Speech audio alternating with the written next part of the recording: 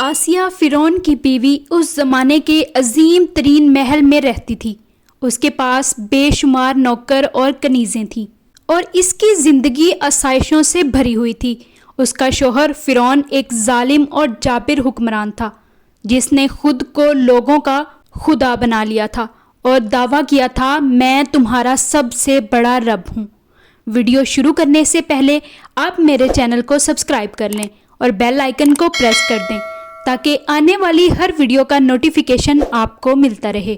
یہ فرعون جو کبھی ایک حقیر نطفہ تھا، دولت، فوج اور غلاموں کے غرور میں مبتلا ہو گیا تھا، لیکن اس کے قریب ترین انسان اس کی بیوی آسیہ بنت مزاحم نے اس کی خدائی کے دعوے کو چیلنج کیا۔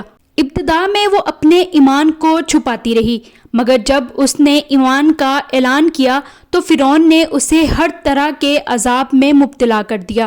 آسیہ ان 4 خواتین میں سے ایک تھیں جو دنیا کی عظیم ترین خواتین میں شمار ہوتی ہیں۔ ایک دن فرعون نے ایک ماں جو اپنی بیٹی کے بال سنوار رہی تھی کو اللہ کا نام لینے پر ابلتے تیل میں اس کے بچوں سمیت ڈال دیا۔ آسیہ کو جب یہ بات بتائی گئی تو اس نے اپنے شوہر سے کہا، تم پر افسوس، تم اللہ کے مقابلے میں کتنے بے خوف ہو۔ فرعون نے جواب دیا، کیا تم پر بھی وہی جنون طاری ہو گیا ہے جو اس ماں پر ہوا تھا؟ آسیہ نے جواب دیا، نہیں، مجھے کوئی جنون نہیں ہوا، لیکن میں اللہ رب العالمین پر ایمان لائی ہوں۔ فرعون نے آسیہ کی ماں کو بلایا اور کہا، تمہاری بیٹی پر بھی وہی جنون طاری ہو گیا ہے جو اس ماں پر ہوا تھا۔ اس نے قسم کھائی کہ یا تو وہ اپنے ایمان سے پلٹے گی یا موت کو قبول کرے گی۔ آسیہ کی ماں نے اس سے کہا کہ وہ فرعون کی بات مان لے، مگر آسیہ نے صاف انکار کر دیا۔ یہ تھا اس کا عزم۔ اس نے طاقت اور جبر کے آگے سر نہ جھکایا۔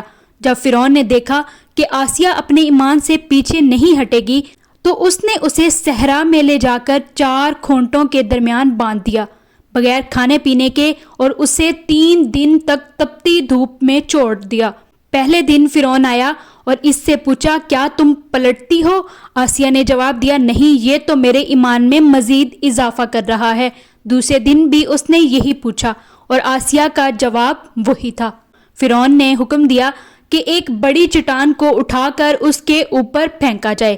اگر وہ اپنے ایمان سے پلٹ آئے تو اسے زندہ چھوڑا جائے، ورنہ اسے قتل کر دیا جائے۔ لیکن اس لمحے آسیہ نے اللہ کی طرف دیکھ کر دعا کی، اے میرے رب، میرے لیے اپنے پاس جنت میں ایک گھر بنا دے اور مجھے فرعون اور اس کے عمل سے نجات دے اور مجھے ظالم لوگوں سے نجات دے۔ اللہ نے اس کی بصیرت کو کھول دیا اور اس کو جنت میں اس کا مقام دکھائی دیا، جسے دیکھ کر وہ خوش ہو گئی اور ہنس پڑی۔ فرعون اور اس کے ساتھی حیران تھے کہ وہ کیوں ہنس رہی ہے جبکہ اسے عذاب دیا جا رہا ہے۔